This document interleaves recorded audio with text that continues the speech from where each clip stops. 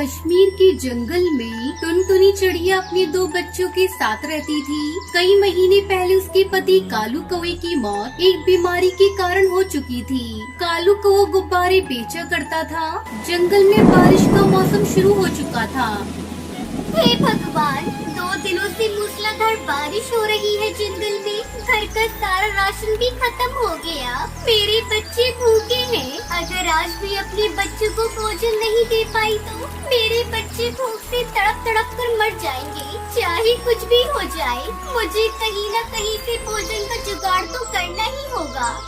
टुनटुनी हरिया तोता के घर भोजन मांगने के लिए जाती है। तब तक आप लोग कमेंट पे बताएं 49 - 9 कितने होते हैं। हरिया भैया, ओ हरिया भैया, दरवाजा खोलो। मेरे बच्चे भूखे हैं। बारिश में भोजन लाने भी नहीं जा पाई। थोड़ा बहुत मेरे बच्चों के लिए दे दीजिए। मैं तुम्हें भोजन कहाँ से दूं टुनटुनी? मैं भी तो बारिश की वजह से ही 2 दिनों से घर पर बैठा हूँ। घर में पड़े पड़े मेरे सारे मिट्टी के बर्तन खराब हो रहे हैं। अगर तुम्हें भोजन चाहिए तो मेरे इन बर्तनों को बेच दो और फिर मैं जो पैसे दूंगा और उससे तुम अपने बच्चों के लिए भोजन खरीद लेना। लेकिन हरिया भैया, चारों तरफ पानी भरा हुआ है। मैं बर्तनों को बेचने कैसे जाऊंगी? तुम अपने घर जाओ। अगर तुम मिट्टी के बर्तन बेचने नहीं जाओगी तो वैसे भी तुम्हारे बच्चे भूख से तड़प तड़प कर मर जाएंगे। मेरी मानो तो बारिश की चिंता मत करो, अपने बच्चों की चिंता करो और इन मिट्टी के बर्तनों को बेचने चली जाओ। बारिश का मौसम है, मिट्टी के बर्तन हाथों हाथ बिक जाएंगे। ठीक है हरिया भैया, आप कहते हैं तो मैं बर्तन बेचने चली जाती हूँ। टुनटुनी मिट्टी के बर्तन लेकर बारिश में बेचने के लिए निकल जाती है। मिट्टी के बर्तन ले लो, मिट्टी के बर्तन, सस्ते अच्छे बर्तन ले लो, मिट्टी के बर्तन ले लो। टुनटुनी की आवाज सुनकर सुंदरी कौवी अपनी खिड़की से टुनटुनी को आवाज लगाती है। अरे वाह, इस बारिश में तो मिट्टी के बर्तनों में खाना खाने में मजा आ जाएगा। अरे बर्तन वाली, इधर तो लेकर आ ये बर्तन, पक्के तो है ना? हाँ हाँ बहन जी, ये मिट्टी के बर्तन बहुत ही मजबूत है। देख लो खुद ही, बारिश में भी कैसे टिके हैं। आप एक बार खरीद कर तो देखिए। इस बारिश में मिट्टी के बर्तनों में खाना खाने से सेहत बनी रहती है। शाम तक टुनटुनी चिड़िया सारे बर्तन बेच देती है और सारे पैसे ले जाकर हरिया तोता को दे देती है। अरे वाह, तूने तो बहुत ही जल्दी सारे बर्तन बेच दिए। ये लो पैसे और ये 2 मिट्टी के बर्तन भी रख लो। तुम अपने बच्चों को इसमें खाना खिला देना।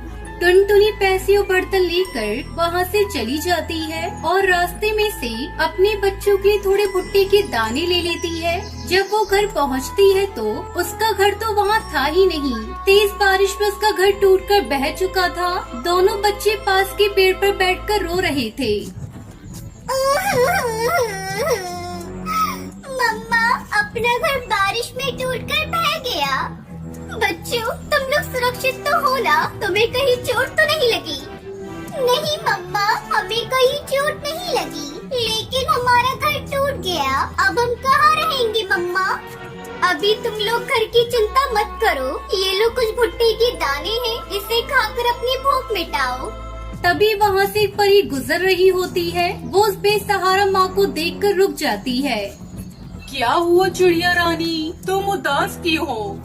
परी माँ, मेरा नाम टुनटुनी है और ये मेरे बच्चे हैं। बारिश में हमारा घर टूट गया है। अब हम बेसहारा हैं, खाने को भी नहीं है।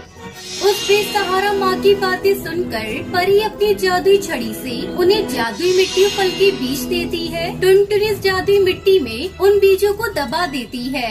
2 दिनों बाद जब बारिश रुकती है तब वो अगले दिन अपने बच्चों के साथ उस जादुई बीज को जहाँ दबाए थे उसे देखने के लिए जाते हैं तो देखकर आश्चर्यचकित रह जाते हैं। वहाँ पर सभी तरह के फल लगे हुए थे और उसी पेड़ की एक डाल पर मिट्टी के घर भी था। ये देखकर टुनटुनी उसके बच्चे बहुत खुश हो जाते हैं। तभी टुनटुनी की बेटी पिंकी कहती है, मम्मा मम्मा, वो देखो, हमारे इन फलों के पेड़ पे घर भी है। हाँ बेटा, मैं भी देख रही हूँ। चलो पास जाकर देखते हैं।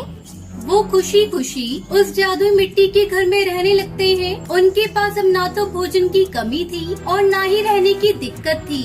वो सब अपनी जिंदगी हंसी खुशी बिताने लगी।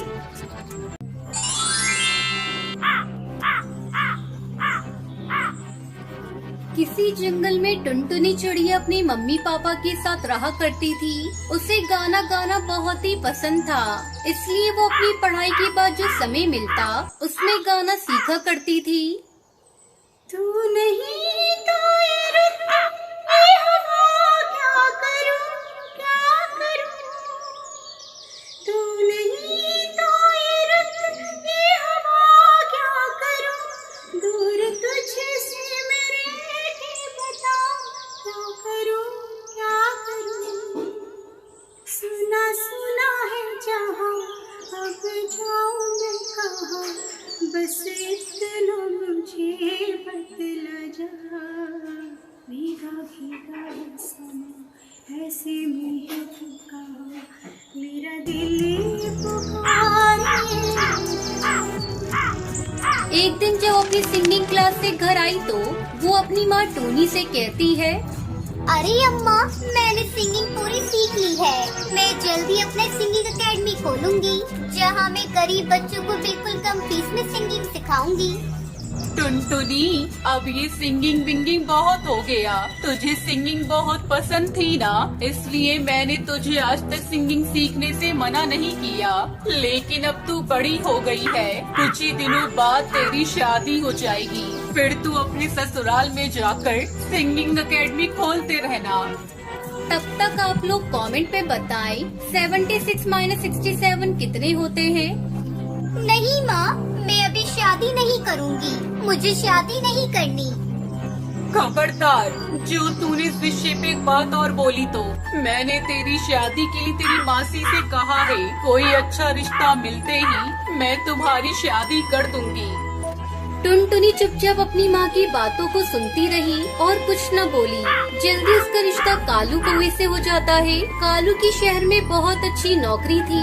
एक दिन टुनटुनी अपनी सास के साथ बैठी थी, तभी उसकी सास कहती है, अरे बहू, मैंने सुना है तू शादी के पहले सिंगिंग भी सीखा करती थी।